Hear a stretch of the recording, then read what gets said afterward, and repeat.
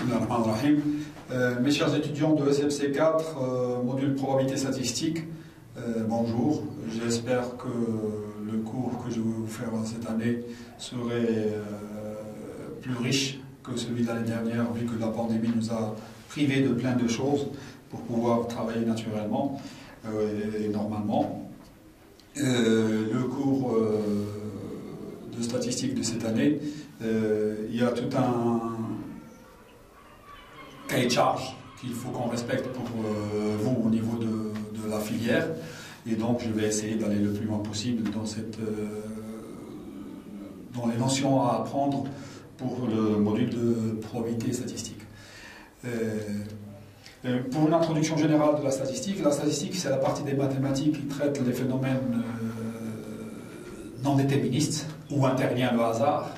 On dit aussi phénomène aléatoire ou stochastique. Les mots veulent dire quelque chose d'un point de vue sémantique. Aléa, ça veut dire un jeu de dés, c'est un mot latin, et stochas, c'est un mot grec qui veut dire devin, tout ce qu'on peut deviner. Le mot hasard vient de l'arabe, via l'espagnol hasard, zar, et qui veut dire le jeu de dés, parce qu'il jouait au début à ce jeu de dés aussi. Le mot statistique vient de status, qui est l'état, et statisticus, c'est tout ce qui est relatif aux affaires de l'état. La statistique est généralement liée aux probabilités, à la théorie des probabilités, parce que la théorie des probabilités permet de donner le cadre adéquat pour l'application de la statistique. Parce qu'on a l'impression que la statistique, c'est que des chiffres qu'on émet au hasard, non, ou comme ça. Non, la statistique a un cadre dans lequel elle travaille, et c'est la théorie des probabilités qui donne un petit peu les concepts et les notions qui permettent de l'application de ces notions, des notions statistiques. La statistique, elle est constituée de deux gros bras, hein, la statistique descriptive et la statistique inférentielle. La statistique inférentielle est la plus importante. La statistique descriptive, comme son nom l'indique, c'est pour décrire. Je ne fais que décrire. Et je donne un résumé qui concerne un ensemble d'observations que j'ai effectuées pour les gens. Et la statistique inférentielle, c'est ce que je fais sur un petit sous-ensemble, je le généralise à toute la population. Et là, c'est d'une importance capitale. Il faut savoir comment choisir le petit sous-ensemble pour il faut qu'il soit représentatif de la population globale pour qu'on puisse généraliser sans avoir à nous soucier des choses qui peuvent avoir un impact sur la vie de tous les jours. La statistique inférentielle, qui est la partie importante et sur laquelle je vais insister, elle est elle aussi constituée de deux gros bras. La partie estimation statistique, parce que en statistique inférentielle, vu que le phénomène est aléatoire ou intervient le hasard, donc ça peut être modélisé, c'est un concept mathématique, une construction d'un modèle où il y a des paramètres. Ces paramètres-là, il faut les estimer. Et c'est à partir de l'étude sur le terrain, avec un petit sous-ensemble, qu'on les estime. Ça, c'est l'estimation statistique. On peut me donner des valeurs pour ces paramètres-là. Je ne suis pas censé croire sur parole ce qu'on me dit. Donc je prends un petit sous-ensemble pour vérifier est-ce que les valeurs qu'on m'a données sont en adéquation complète avec les informations que je récupère, ou les valeurs que j'ai sur les éléments sur lesquels j'ai fait mon étude. Et ça s'appelle le test d'hypothèse. Je teste ces hypothèses-là. Comme exemple de l'application de la statistique, c'est généralement, parce que ça nous concerne beaucoup plus, parce que quand on regarde la télé ou quand on passe un peu partout, on trouve des publicités. Et ces publicités-là, il y a des chiffres. Ces chiffres-là, ce sont des statistiques qu'on essaye de donner aux gens. Et il faut savoir, et d'ailleurs c'est l'objectif de mon cours, c'est d'essayer de vous montrer comment on peut lire ces informations-là en ayant un esprit un peu critique vis-à-vis de ces chiffres-là. Enfin, la publicité de droite, ça concerne un shampoing, et donc normalement, une personne qui est dans un supermarché, si elle a un problème de cheveux ou de tissu capillaire, elle a un doute sur le choix d'un shampoing, elle peut se dire, tiens, 77% de dermatologues conseillent ce shampoing-là. Et donc, plus que 3 dermatologues sur 4, si j'allais les voir, me conseilleraient de prendre ce shampoing-là. Donc, je le prends directement au lieu d'aller les consulter, ce qui me coûterait le prix de la consultation. Donc, cette publicité-là, il faut bien la voir avec modération, hein, essayer de regarder et de lire tout ce qui est derrière un petit peu pour pouvoir chercher les informations qui doivent être lues pour donner de la... Comment dire, le mot m'échappe, mais pour que ça soit quelque chose d'assez logique à appliquer d'une manière naturelle dans la vie de tous les jours. La deuxième, la publicité de gauche, c'est une publicité qui concerne un petit peu un produit, un complément alimentaire. La publicité dit en arabe 85% des Marocains se sentent fatigués. Alors, tiens, c'est une publicité qui me fait un petit peu plaisir parce que le matin, quand je me réveille et que j'ai l'air un peu fatigué, je me suis dit, je ne suis pas le seul. Il y en a 85% qui sont dans ma situation. Mais c'est une information qui a de l'influence un petit peu au niveau des gens. Donc, les mots que l'on utilise en statistique, la nomenclature utilisée, c'est la liste des mots qu'on peut y utiliser, puisque c'est des trucs d'état au départ de la statistique, c'est les éléments de base sur lesquels se faisaient les études, c'était la population. La population, on va dire population mère, donc ça peut être n'importe quel, c'est l'ensemble des éléments sur lesquels je vais faire mon étude.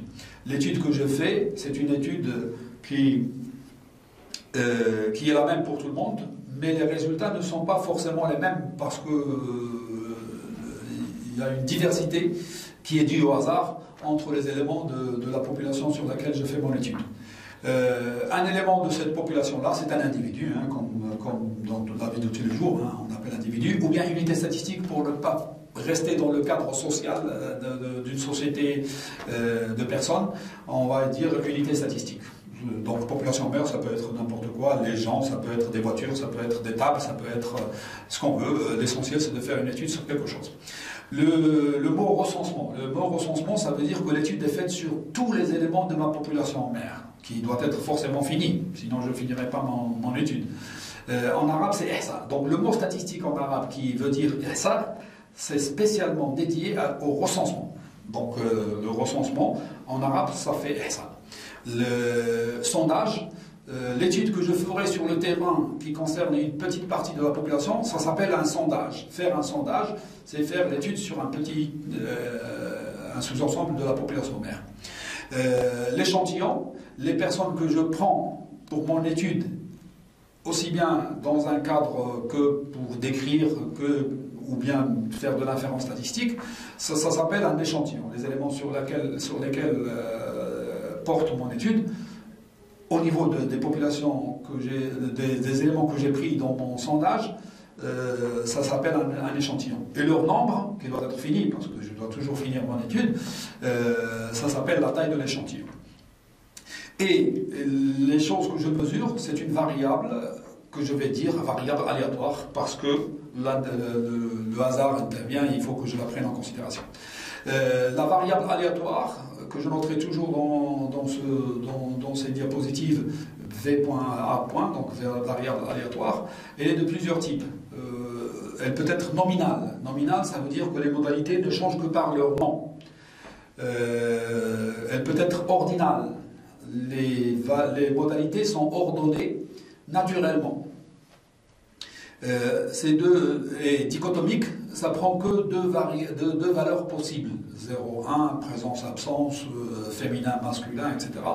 Toute variable aléatoire qui ne peut prendre que deux valeurs possibles, c'est une variable dichotomique. Et c'est celle qui permet un petit peu de sortir du cadre déterministe pour aller vers le non-déterministe, puisqu'il y a deux résultats possibles sur lesquels nous ne savons pas lequel on va avoir d'une manière exacte. Ces cas-là, ce sont généralement des valeurs des variables aléatoires qu'on peut dire qualitatives. C'est qu'on ne peut pas les mesurer d'une manière, les quantifier. Donc on les appelle les variables qualitatives. Discrètes, c'est une variable aléatoire qui prend des valeurs que l'on peut suivre à la trace, donc on peut indicer, quand on met un indice, c'est une variable aléatoire qui prend des valeurs bien connues à la base, et donc on peut les suivre à la trace en mettant des indices. Et une variable aléatoire continue, c'est une variable qui prend n'importe quelle valeur dans un intervalle quelconque de R. Les variables discrètes et continues, pour nous, ce sont des variables qu'on peut dire quantitatives. Ça veut dire que ce sont des mesures réelles qu'on effectue lors de notre étude. Généralement, la variable aléatoire en note grand X. Quelque chose d'inconnu pour nous, c'est toujours un X quelconque, mais grand X majuscule, c'est la notation de notre variable aléatoire d'étude. D'ailleurs, à ce niveau-là, je peux vous dire que si on travaille sur un seul caractère, donc on mesure qu'une seule chose, une variable, on va l'appeler X. S'il y en a deux, dans ce cas-là, on dit qu'on travaille on fait de la statistique unidimensionnelle, une seule dimension. Quand on travaille sur deux variables aléatoires en même temps, on fait de la bidimensionnelle. Et quand on fait plusieurs variables aléatoires simultanément, on dit qu'on fait de la multidimensionnelle, la statistique multidimensionnelle, ou ce qui est connu un petit peu par l'analyse des données, ou data analysis. Généralement, l'échantillon de taille n que je prends, ça va me donner n observations que je vais noter x1, x2, xn. C'est la notation que je vais utiliser un petit peu dans ce cours. La statistique descriptive. Je vais essayer de parler de la statistique descriptive pour nous en débarrasser. Comme ça sera fait d'une manière tout à fait évidente. Son objectif, c'est de résumer. La statistique, ça a cet objectif-là. C'est de résumer les informations qui sont multiples en peu de choses pour que les gens les assimilent et comprennent de quoi on veut parler. Ces résumés-là sont soit visuels, donc des graphiques, soit des informations numériques qui sont des informations quantifiées par des valeurs réelles que l'on donne. Ces résumés-là, aussi bien graphiques que numériques, c'est ce qu'on appelle les statistiques, au pluriel. Les statistiques au pluriel, ce sont ces résumés-là que l'on donne pour informer les gens. La statistique, c'est la méthodologie, c'est la méthode mathématique qui traite ces phénomènes-là. Sur les logiciels qui font de la statistique, il y a toute une panoplie de graphiques. On va parler d'abord des résumés visuels, des graphiques. Pardon. On trouve de toutes les possibilités parce que les moyens informatiques maintenant permettent d'exceller et de faire des résumés de plus en plus sophistiqués pour impressionner et pour que les gens soient plus attirés par les informations que l'on veut donner. Mais d'un point de vue pratique, il y a trois types de graphiques qui sont les plus utilisés et qui sont facilement manipulables. On peut les faire d'une manière tout à fait naturelle, rien qu'avec des moyens relativement simples qui sont à notre portée. Il y a le diagramme circulaire qui est essentiellement destiné ou indiqué pour une variable aléatoire nominale. Il y a les diagrammes en bâton qui est dédié à une variable aléatoire ordinale. Donc ce sont des traits qui sont dans la hauteur, représentent un petit peu la fréquence ou le nombre d'individus qui correspondent à une modalité donnée. Et puis, c'est pour une variable aléatoire aussi bien ordinale que discrète, parce que pour les discrètes, on a des valeurs qu'on peut classer sur la droite réelle et puis mettre des bâtons qui nous montrent un petit peu l'importance de chacune des valeurs, des observations, des modalités présentes au niveau de mes observations. Et puis, il y a l'histogramme, c'est spécialement dédié pour une variable aléatoire continue ou supposée continue. Des exemples, l'exemple que j'avais pris pour une variable aléatoire nominale, c'était le lieu de naissance des étudiants qui se sont inscrits en 2018. Et donc ça correspondait un petit peu aux étudiants qui, parmi eux, il y avait les étudiants de SMC4 de l'année dernière, de 2019-2020. Il y avait les modalités que j'ai prises, que j'ai classées ici par ordre alphabétique, Azmour, Kaza, Jdida, Stat, Sidi Bonor et autres, parce que j'avais pris toute une liste d'étudiants de ceux qui se sont inscrits en 2018 et j'en avais pris une centaine, 100, exactement 100. Et j'ai regardé un petit peu les informations qu'ils avaient sur les fiches, donc sur la liste de la scolarité de la faculté des sciences. Bon, ça m'a donné ces informations-là. Concernant Azmour, il y en avait 15, concernant Kaza, il y en avait 12, concernant Jdida, il y en avait 20, et Stat 15, Sidi Bonor 18, et puis autres, parce qu'il y avait tellement de modalités, les autres modalités, ils étaient au nombre de 1, 1 ou 2, quelque chose comme ça par lieu, et donc j'avais fait autre pour regrouper les autres. Et le diagramme circulaire, c'est ce diagramme-là. Chaque secteur est proportionnel, la surface de chaque secteur est proportionnelle à l'effectif de la modalité qu'il représente. À la fréquence, donc normalement nous avons les fréquences absolues, ce sont les nombres que j'ai trouvés au niveau de mon échantillon. Les fréquences relatives, c'est la division de ces nombres-là par la taille globale, qui est la taille de l'échantillon en entier. Et donc, soit les fréquences absolues, soit les fréquences relatives. Bon, en français, généralement, on fait cette différenciation entre les deux. Les fréquences absolues, on les appelle effectifs. Et les fréquences relatives, c'est les NI sur N, hein, la division de chaque effectif par l'effectif global, donc la somme des effectifs. En anglais, frequencies, c'est pour les deux, aussi bien pour les fréquences absolues qui sont les effectifs que pour les fréquences relatives. Voilà. Un diagramme en bâton.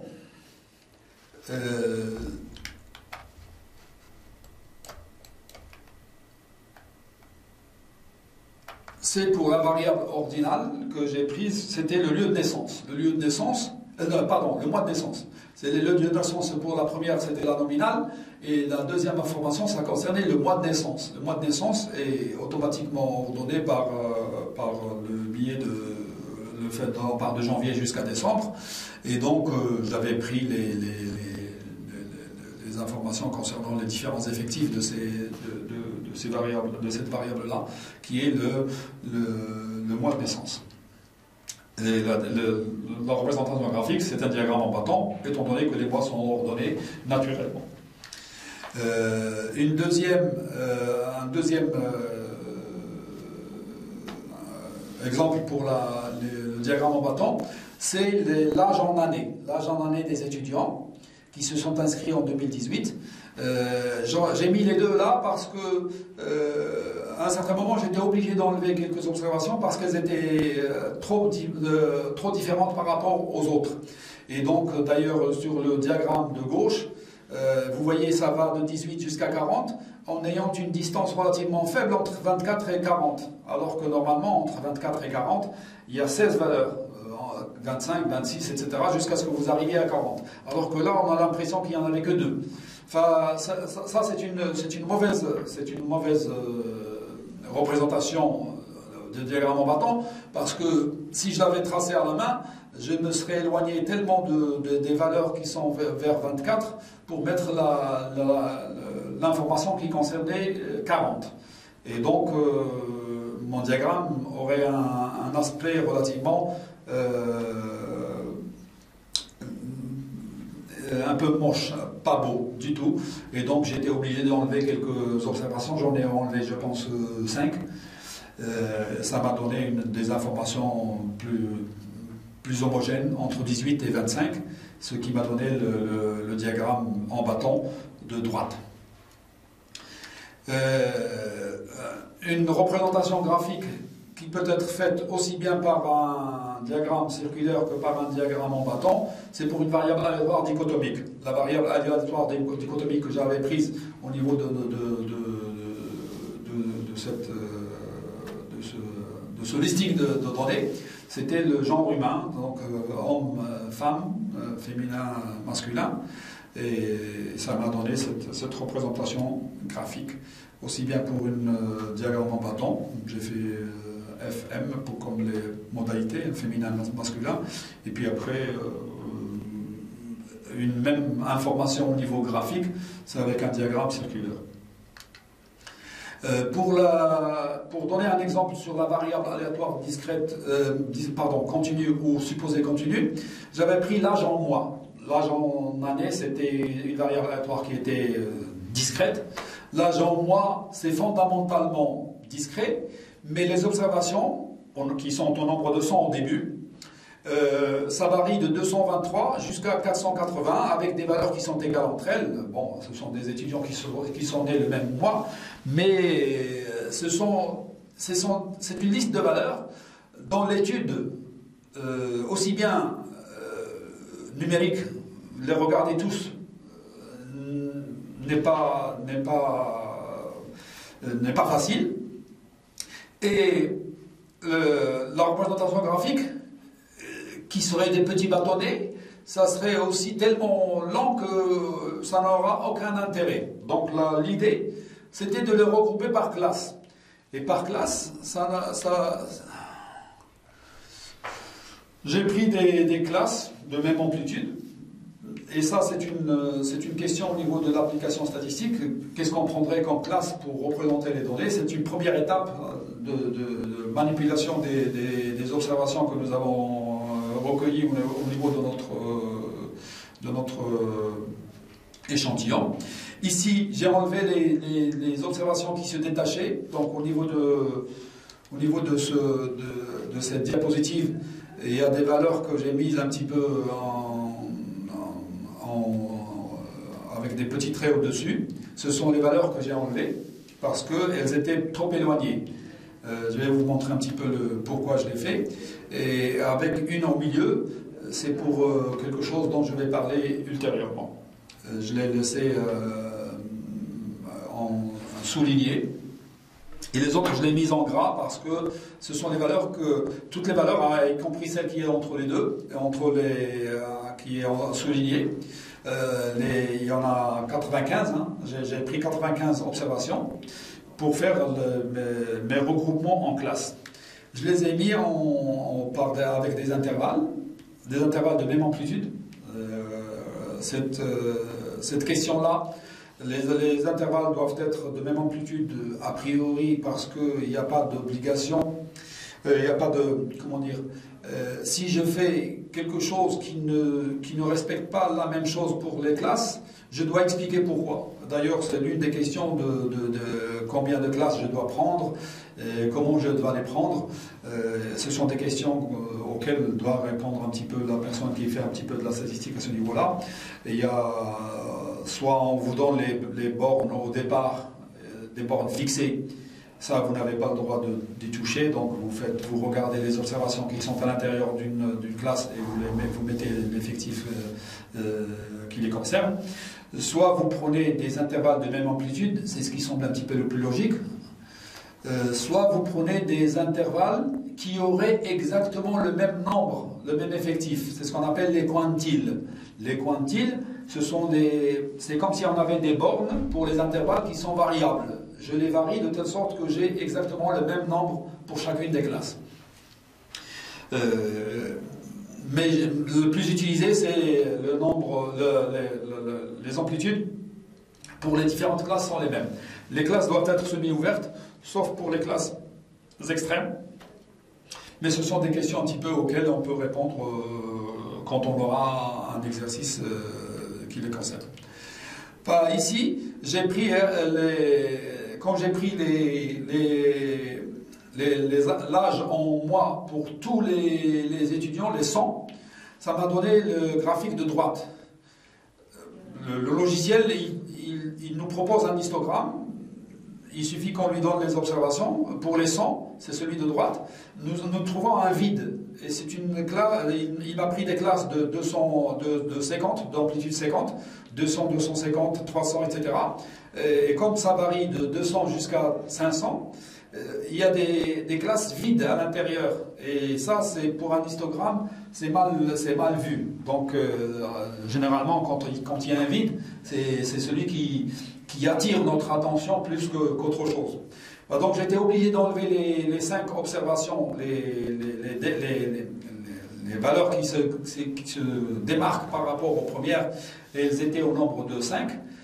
Donc je les ai enlevées, j'ai travaillé sur les 95, j'ai pris 95 observations, et ça m'a donné l'histogramme de gauche, qui est beaucoup plus intéressant. Il n'y a pas de vide, et ce sont des intervalles de longueur 10.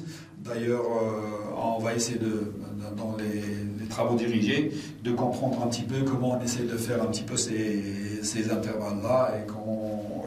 Il faut toujours répondre au nombre, il ne faut pas qu'il y en ait trop, parce qu'on aurait des classes vides, et il ne faut pas qu'il y en ait trop peu. Dans ce cas-là, on mettrait trop de valeurs qui sont différentes dans une même classe. Donc il y a toujours ce dilemme, cette question-là à laquelle il faut répondre. Combien je dois prendre et quelle amplitude je dois prendre. Mais il faut toujours prendre des amplitudes qui soient intéressantes et des intervalles qui soient faciles à manipuler ultérieurement. Parce qu'il ne suffit pas que de faire un graphique. Il y a des informations numériques que l'on associe à ces résumés graphiques, ces résumés visuels, et il faut maîtriser ces intervalles-là pour que les calculs soient facilités. Il y a toujours des caractéristiques qu'on essaye d'associer à ces résumés visuels. C'est ce qu'on appelle les caractéristiques numériques. Les caractéristiques numériques que l'on peut associer à cette série statistique. La série statistique dont on dispose. Il y a 3 types de caractéristiques. Il y a des caractéristiques de tendance centrale, il y a des caractéristiques de dispersion autour d'une valeur centrale, et il y a des caractéristiques de forme. Je ne vais pas parler des caractéristiques de forme parce que leur calcul est fastidieux. C'est des calculs en plus, mais les personnes intéressées peuvent toujours consulter des livres, des références spécialisées pour pouvoir les trouver. Et en plus, ils n'ont d'intérêt que lorsque la taille de l'échantillon, donc le n, qui est la taille de notre échantillon, que nous avons noté, le n, la notation de notre taille d'échantillon, n comme nombre d'observations, n comme nombre.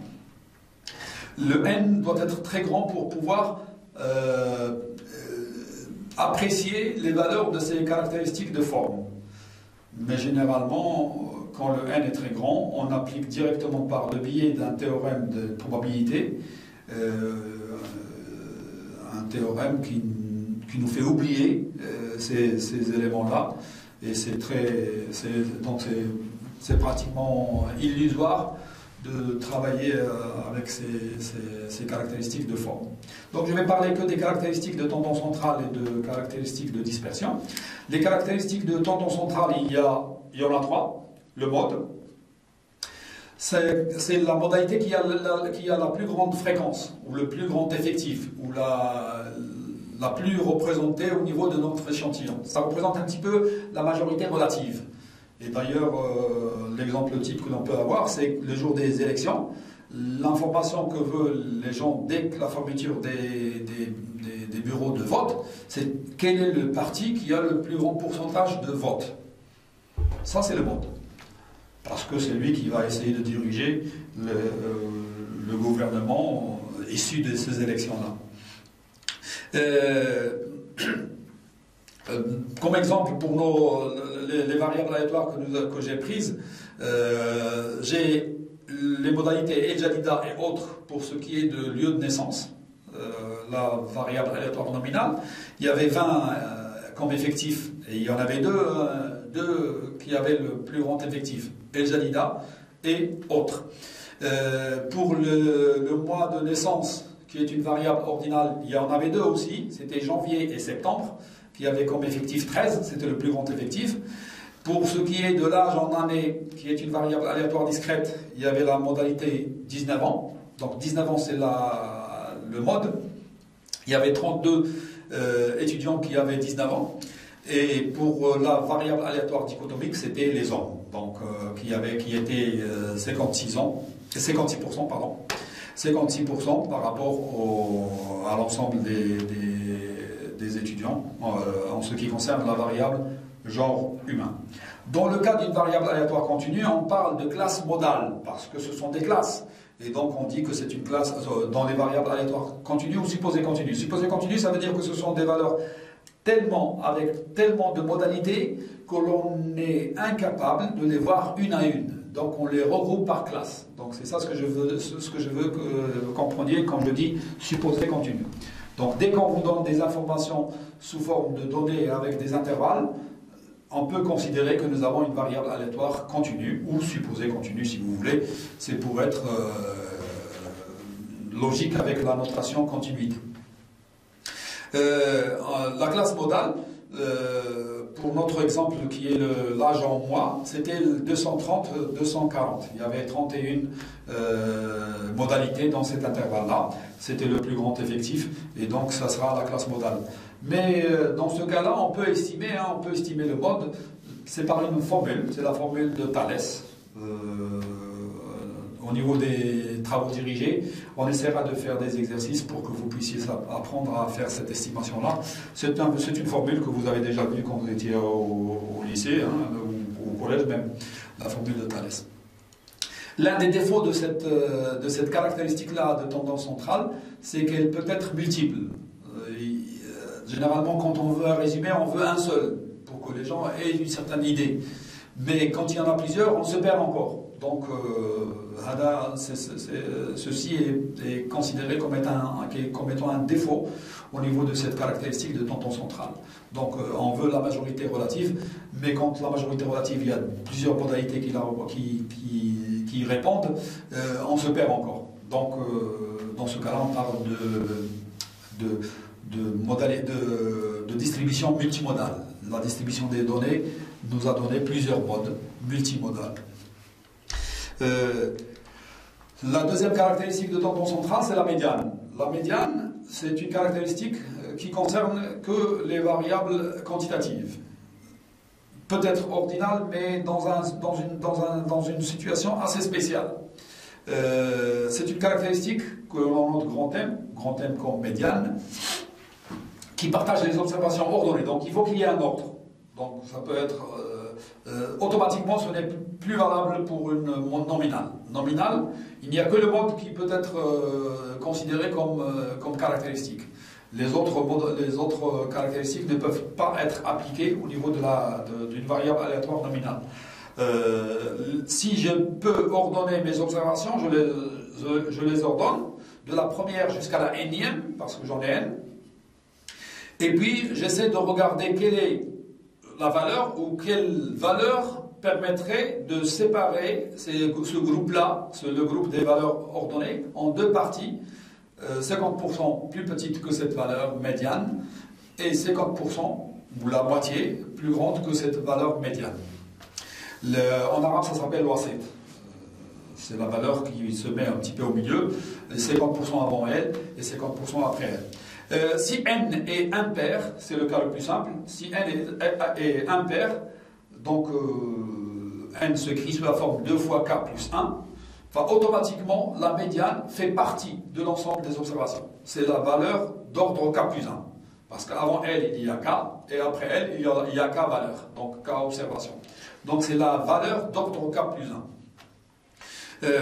Et si n est pair de la forme 2K, donc n égale 2K, dans ce cas-là, par convention, c'est un choix, hein, c'est un choix, on peut prendre n'importe quelle valeur entre la kème et la K plus unième et la considérer comme étant une médiane. Mais pour une question de choix logique, on n'a pas d'intérêt à se mettre vers l'une ou vers l'autre, on va prendre la demi-somme. Quand la demi-somme a un sens. Ça, c'est très important. Il faut que la demi-somme ait un sens. Généralement, pour les variables réelles, la demi-somme a toujours un sens, mais pour les variables ordinales, la demi-somme peut ne pas avoir de sens. Et donc, ce n'est pas la peine d'utiliser dans ce cas-là la médiane. Pour les données d'une variable aléatoire ordinale ou discrète présentée sous forme de tableau effectif, on essaye de faire les effectifs cumulés pour pouvoir considérer où se trouve l'élément qui peut représenter, ou les deux éléments qui peuvent nous donner la médiane. Voilà. Caractéristiques de tendance centrale, je vais donner des exemples. Pour le mois de naissance, donc la variable ordinale, je fais les effectifs cumulés. Ça m'a donné 13, 22, 28, 35, 42, 49, 59, 64, 77, 84, 92 et 100. Donc j'ai pris toutes les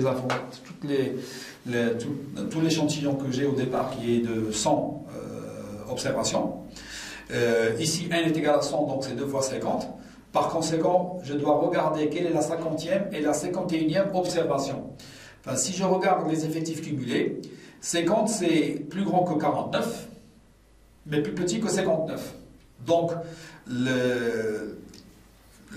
modalité qui correspond après si je regarde 1, 2, 3, 4, 5, 6 observations, donc les 6 premiers mois, le 7e mois, il y a 10 observations qui sont toutes égales à juillet, donc le 7e mois, juillet. La 50e et la 51e sont toutes les deux égales à juillet. Donc si je fais la demi-somme de juillet, ça sera de juillet. Ça a un sens. Donc la médiane ici, c'est juillet. Si pour n est égal à 2K pair et que la kème et la K plus unième observations sont différentes, ici la médiane n'aurait aucun sens. Parce que je travaille avec une variable aléatoire qui est ordinale, et donc la demi-somme de 2, même si c'est ordonné, la demi-somme n'a aucun sens. Par contre, si je connais quelque chose qui peut les séparer, je peux toujours l'utiliser comme médiane. Donc pour la variable aléatoire qui est ordinale. Mais pour le discret, c'est des réels, donc on peut toujours calculer une demi-somme. Pour l'âge en année, les effectifs cumulés sont les... J'ai enlevé les deux derniers, 27 et 40. C'était pour une question de facilité, un petit peu au départ. Je me suis dit, je vais enlever les grandes valeurs. J'ai enlevé 27 et 40. Les effectifs cumulés, ce sont ceux que j'ai écrits là. Et ici, n est égal à 98. Donc c'est 2 fois 49. Je prends la 49e et la 50e observation. Elles sont toutes les deux égales à 19 parce que 49 c'est plus grand que 24, mais plus petit que 56. Donc la 49e et la 50e sont toutes égales à la deuxième modalité, parce que la première modalité c'était 18 et la deuxième c'était 19. Donc c'est la 49e et la 50e observation sont toutes les deux égales à 19, et la demi-somme, ça serait 19 aussi. Donc la médiane c'est 19, c'est pas n'importe quel 19, c'est un 19 qui est entre le 49e 19 et le 50e 19. Ça c'est très important. Pour une variable aléatoire continue, ou supposée continue, donc avec des intervalles auxquels on associe les effectifs pour les observations qui sont à l'intérieur de chaque classe, ne connaissant pas les observations. Parce que pour moi, les observations que j'ai mises dans la diapositive que j'ai montré tout à l'heure. Normalement, dès que je donne les classes, les personnes ne connaissent pas ces observations-là. Ils ne déduisent de mon tableau où il y a les classes avec les effectifs que le nombre d'observations à l'intérieur de chaque classe. Mais ils ne les connaissent pas. Donc, automatiquement, on essaie de faire les effectifs cumulés et de regarder où se trouve le cas qui correspond à soit n pair c'est 2k plus 1, soit le n pair c'est 2k. Donc pour les classes avec l'âge en mois, j'ai les effectifs qui sont 14, 45, 68, 81, 88, etc. Donc j'ai enlevé 5 observations. Ici, pour la variable aléatoire, j'avais enlevé 5 observations. Ce sont les observations qui sont sur le diapositive en surligné. J'ai mis des barres au-dessus. Le n est égal à 95. C'est 2 fois 47 plus 1. Donc la médiane, ce serait la 48e. Mais puisque 48, c'est entre 45 et 68, donc la médiane appartient à la 3e classe. Parce que nous avons 14, 45, 68. Et 48 est entre 45 et 68. Donc la médiane appartient à la 3e classe. On peut l'estimer par la formule de Thalès encore. Le calcul, d'ailleurs en faisant des travaux dirigés, vous ferez des questions à ce niveau-là et vous verrez qu'on peut estimer d'une manière tout à fait naturelle en appliquant, en sachant reconnaître un petit peu les hypothèses de l'application du théorème de Thalès, et ça nous donnerait une valeur. Ici, ça nous a donné 241,1 mois, donc j'écris 241,1. Pour les données brutes, donc la diapositive où j'ai mis toutes les observations, la 48e observation, elle est égale à 243. C'est celle que j'ai mise en souligné. Toutes les valeurs que j'ai prises, je les ai mises en gras, et la médiane, je l'ai mise en souligné, en moins gras et souligné. C'était la vraie médiane pour les 95 observations que j'ai prises pour mon étude. La troisième caractéristique et la plus importante, c'est la moyenne. La moyenne, c'est une caractéristique que l'on note généralement X bar pour faire référence.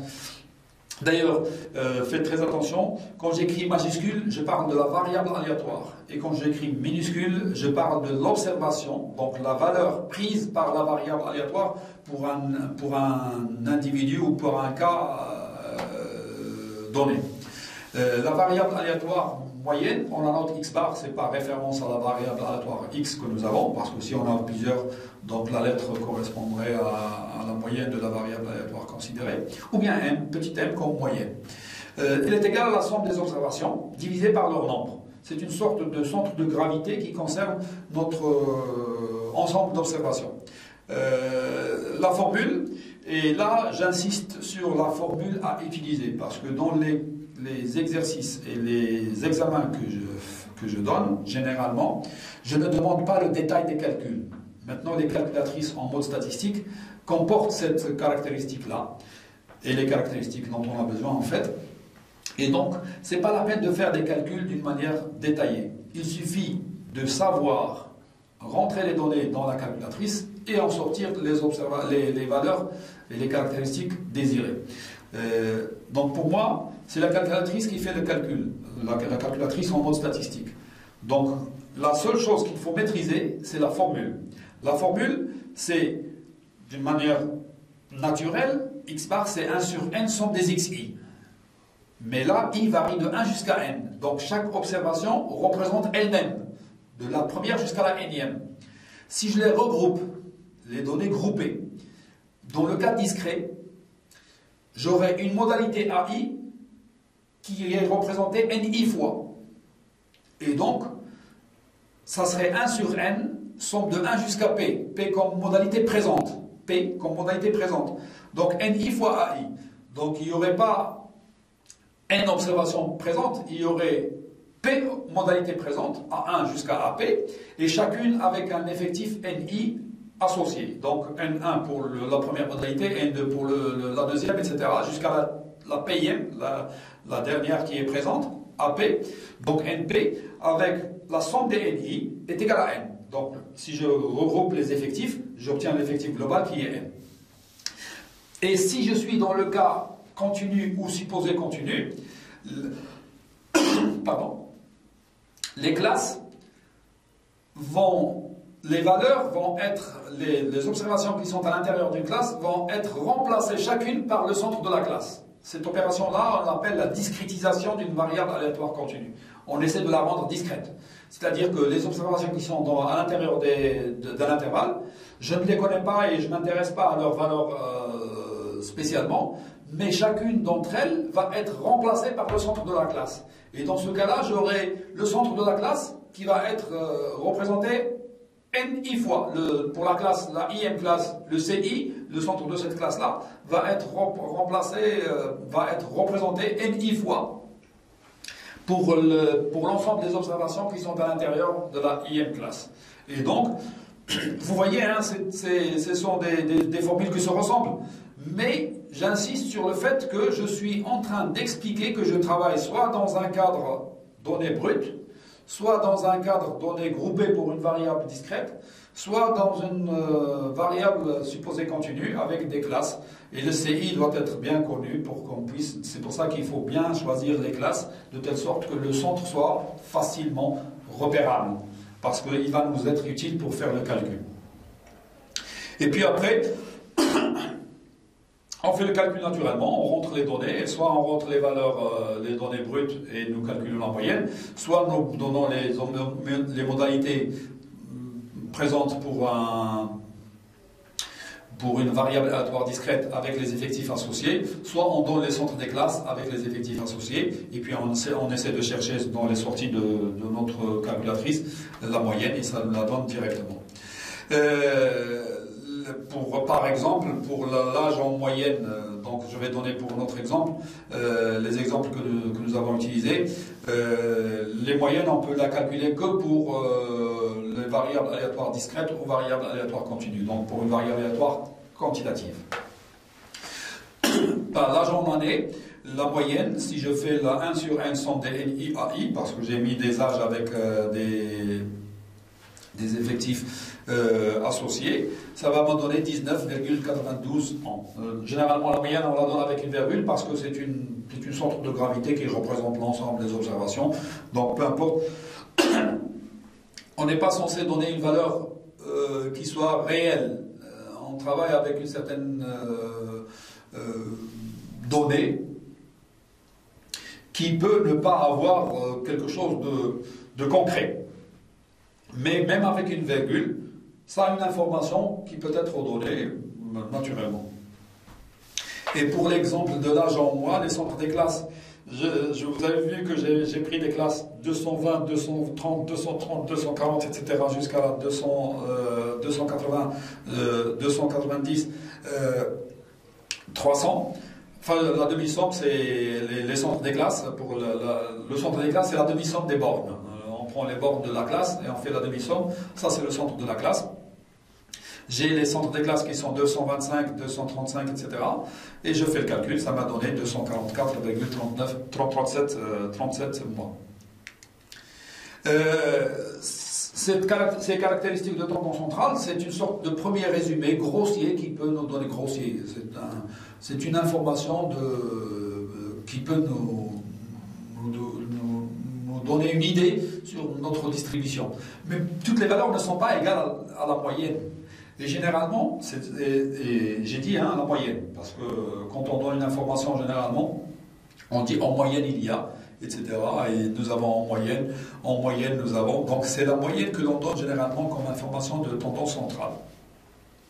Mais toutes les valeurs ne sont pas égales à la moyenne. Donc il faut avoir une idée sur la dispersion des observations, comment on se répartissent les observations par rapport à cette moyenne-là. Pardon. La première, c'est l'étendue. L'étendue, c'est l'amplitude de l'intervalle de variation de ma variable aléatoire. C'est la différence entre la plus grande valeur et la plus petite valeur quand je les connais. Quand je connais toutes les valeurs, c'est xn moins xn.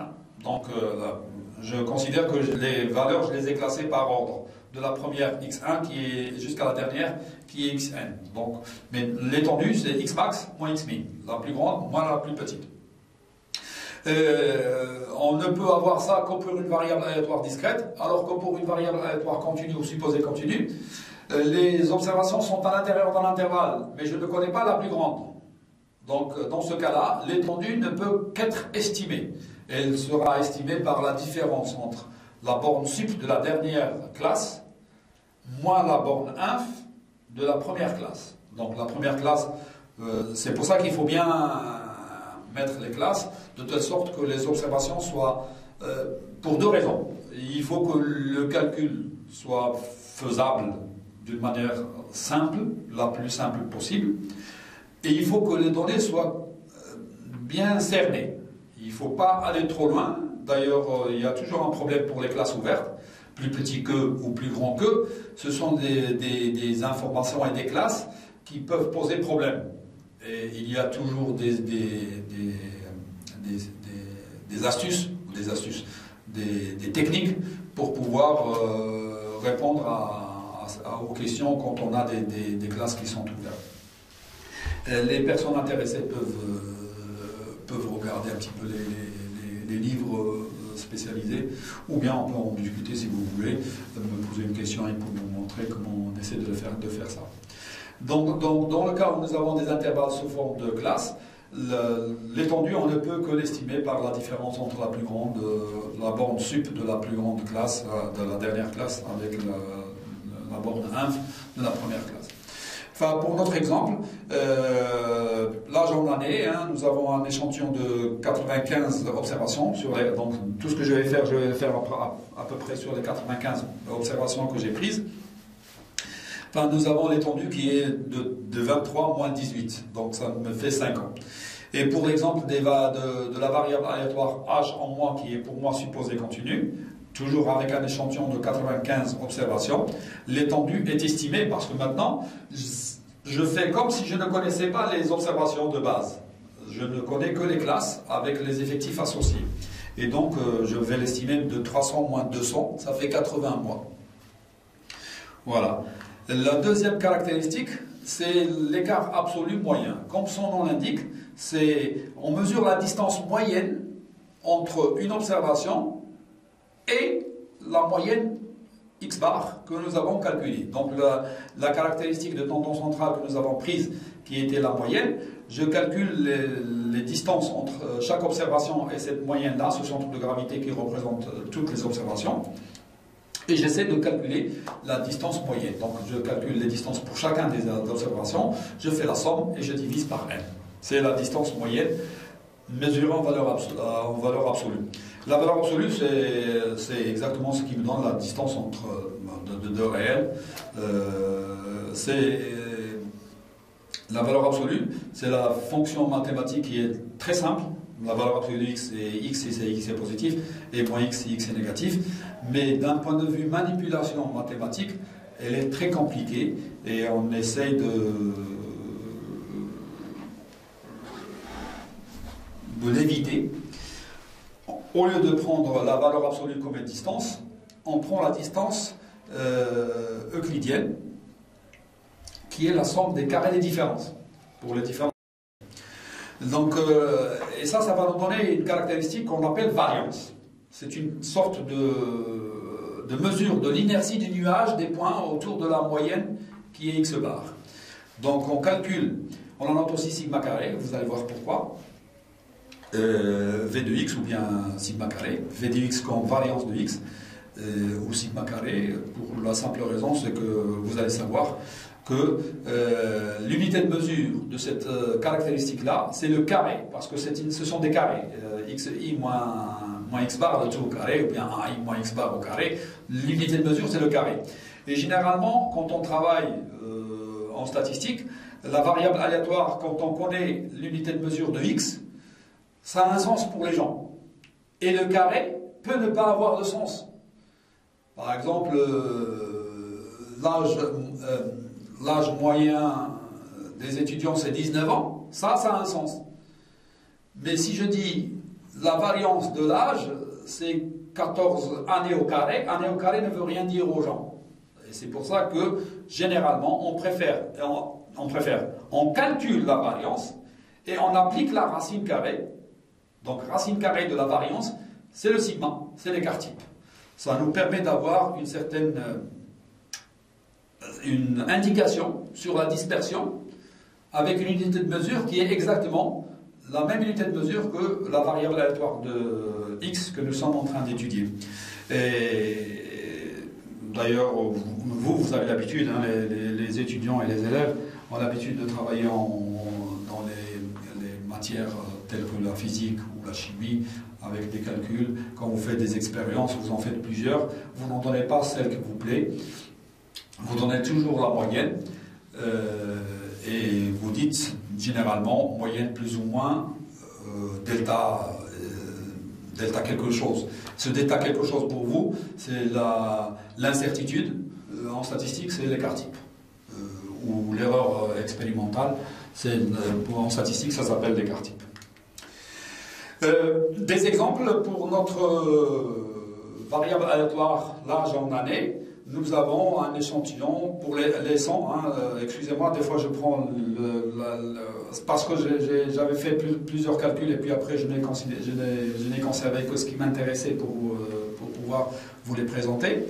Donc 2,63, donc généralement, je ne sais pas, 19, quelque chose, j'ai l'impression d'avoir, si je me rappelle bien, donc 19, quelque chose, plus ou moins 2,63 comme information résumée. Donc les gens qui vont dire quel est l'âge des étudiants, ils vont leur dire 19,9 plus ou moins 2,63. Donc c'est entre 17 et 21, hein, ou quelque chose comme ça.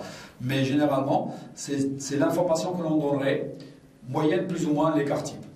Pour l'âge en mois, nous avons un échantillon de 95 observations. L'écart type, puisque je les ai mis sous forme de classe, c'est sigma est égal à racine de 1 sur n somme des ni fois ci moins x bar de tout au carré. Quand je calcule, ça va me donner 15,55. D'ailleurs, les calculatrices, ils vous donnent l'écart type directement. La machine, la calculatrice, calcule la variance et elle en prend la racine carrée. Et d'ailleurs,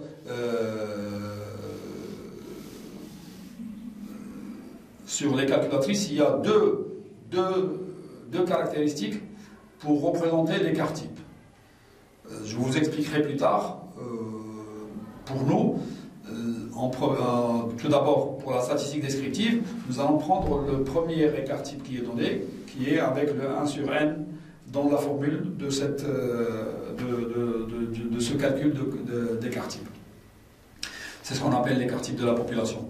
Mais quand on travaille la statistique inférentielle, il est préférable, et on démontre que c'est une autre estimation de l'écart type.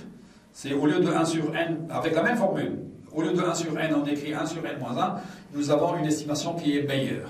Ça s'appelle l'écart type de l'échantillon.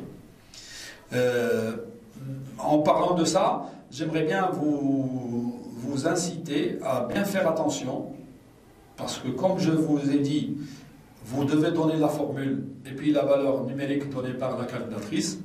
J'aimerais bien qu'il y ait une conformité entre la formule et la valeur donnée par la calculatrice. Je n'aimerais pas que vous donniez la formule d'un écart type et donniez la valeur donnée par la calculatrice de l'autre. De toute façon, pour le moment, c'est que la première formule que nous allons utiliser. Plus tard, quand on fera la statistique inférentielle, vous serez tenu et obligé, parce que quand on vous donne deux possibilités, vous devez toujours choisir la meilleure. Et donc, c'est l'autre, c'est le bon écart type que vous devez choisir quand on fera de la statistique inférentielle. Les remarques que je peux dire à ce niveau-là, c'est que les caractéristiques les plus utilisées sont la moyenne et la variance, a priori, mais puisque l'information avec la variance est considérée comme étant une information avec une unité de mesure qui n'est pas compréhensible, enfin, on donne généralement, en fait, on donne la moyenne et l'écart type. Ce sont les deux caractéristiques que l'on donne comme résumé global pour notre variable aléatoire. La moyenne pour la caractéristique de tendance centrale et l'écart type pour la dispersion. Comme je vous ai dit tout à l'heure, il y avait les caractéristiques de forme. Ceux qui s'y intéressent peuvent aller regarder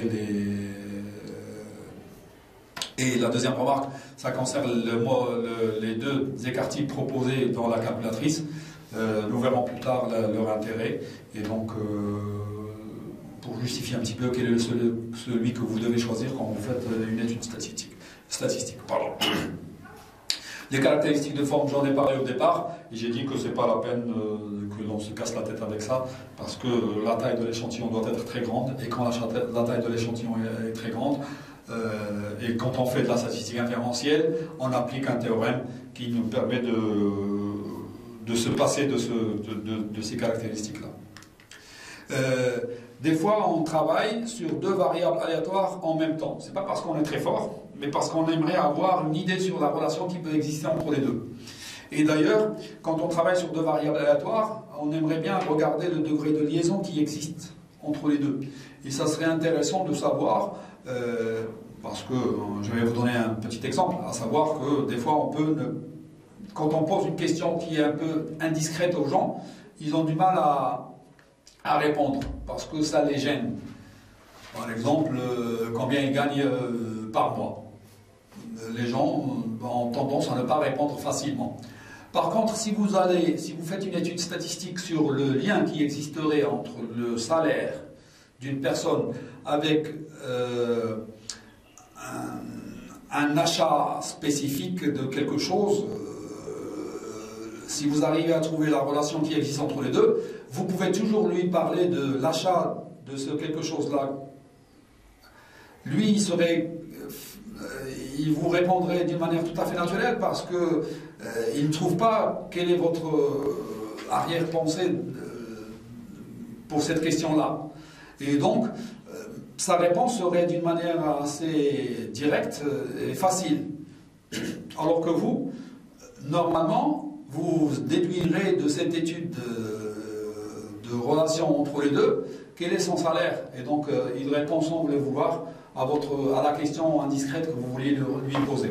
Ça, c'est un exemple d'application au niveau de quand on étudie deux variables aléatoires. Pourquoi, d'ailleurs, on essaie de regarder la liaison qui peut exister entre les deux. On dit qu'on fait de la statistique bidimensionnelle, à deux dimensions. La caractéristique, on peut, quand on travaille sur deux variables en même temps, on peut regarder chacune d'elles. Donc, c'est comme si on faisait de la statistique unidimensionnelle. Donc, nous avons des caractéristiques moyenne écart type concernant x. Je considère que j'ai un couple aléatoire x, y. Donc, je note la première variable aléatoire x et la deuxième y. Je peux avoir x bar et l'écart type qui concerne x comme information pour la première variable aléatoire, et je peux avoir y bar et l'écart type de y pour la deuxième variable aléatoire. Ça, c'est les caractéristiques pour une variable aléatoire unidimensionnelle. Mais il y a une caractéristique qui regroupe les deux. C'est une caractéristique un peu conjointe entre les deux. Cette caractéristique-là, elle permet de calculer et de regarder et de donner le degré de liaison linéaire. C'est très important. Linéaire entre les deux. C'est une forme linéaire, c'est y égale à x plus b. Sous la forme y est égal à x plus b. Généralement, le choix du modèle même, au niveau de la régression, on appelle ça de la régression, écrire une en fonction de l'autre. On fait une représentation graphique qui est le nuage de points. Mes observations sont sous la forme de n couple xi, yi. Je les mets sur un graphique et j'essaie de regarder est-ce que je vais prendre une liaison linéaire y égale à x plus b, ou bien une liaison logarithmique y est égal à log de x plus, etc. Vous avez, sur les calculatrices en mode statistique, il y en a au moins 7. Il y a 7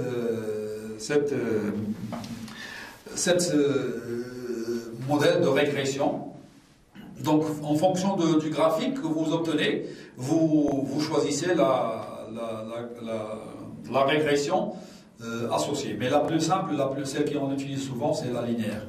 D'ailleurs, le coefficient qui est donné, c'est un coefficient qui permet de mesurer la pertinence de cette liaison linéaire entre y et x. La caractéristique de dispersion conjointe, c'est ce qu'on appelle la covariance.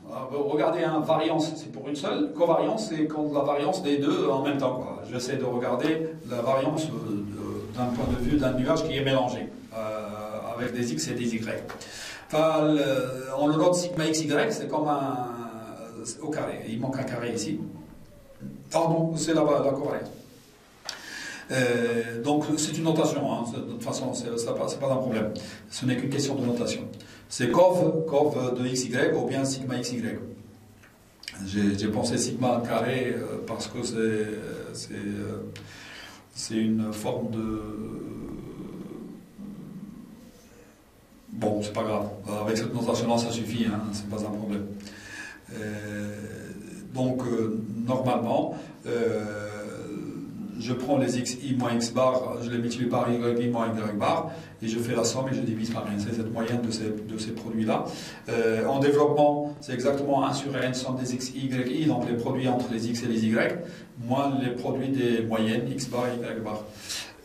Cette covariance n'est utile que pour le calcul du coefficient de corrélation linéaire entre x et y, qui est le rapport entre cette covariance-là avec le produit des écarts types, sigma x et sigma y, et donc d'un point de vue pratique, c'est la somme des x, y, i moins x bar, y bar, n moins n, x bar, y bar, parce que je réduis un dénominateur qui est n, et puis je simplifie par n parce qu'il y a n en haut et n en bas, donc avec la valeur absolue, avec les racines, ça va disparaître.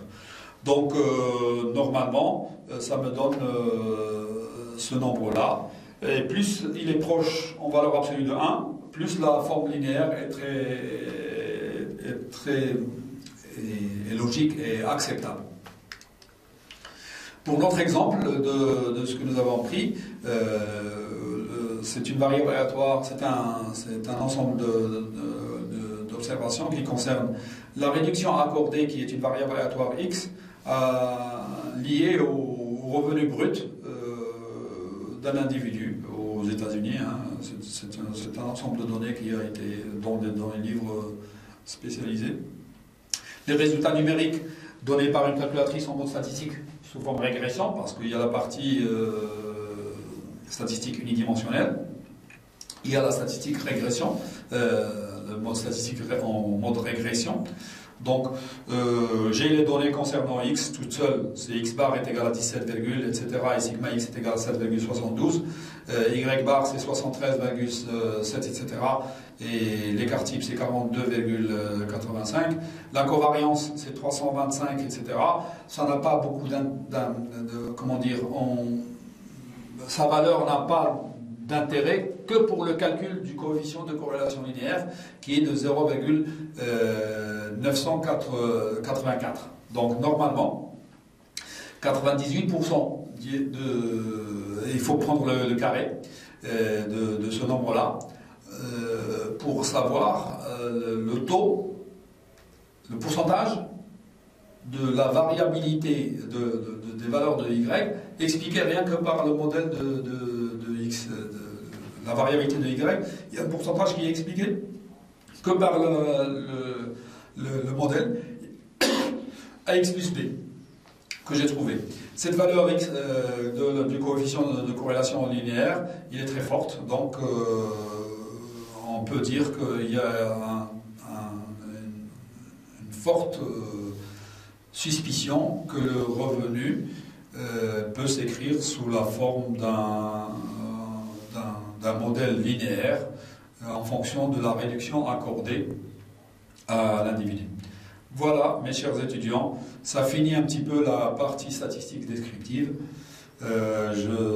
J'espère que ça va vous être utile et je vous dis à la prochaine représentation concernant la partie un petit peu statistique inférentielle et même tout ce qui concerne un petit peu la partie présentation des résultats mathématiques concernant les probabilités que l'on utilise en statistique.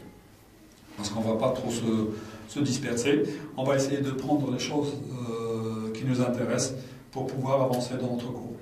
Voilà, Je vous souhaite une très bonne lecture, une très bonne compréhension des notions que j'ai dites. Et j'espère avoir de vos réactions, des questions concernant les notions que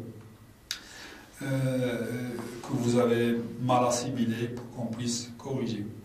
Voilà, bonne chance à tous et merci beaucoup pour votre attention.